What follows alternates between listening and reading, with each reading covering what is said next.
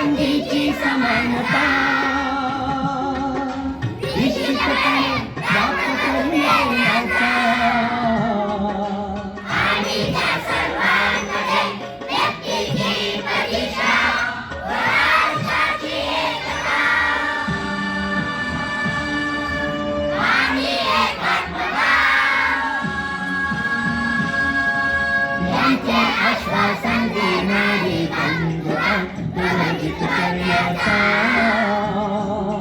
संकल्पपूर्वक निर्धार करू आमच्या संविधानाचे अधिनाथ 1949 रोजी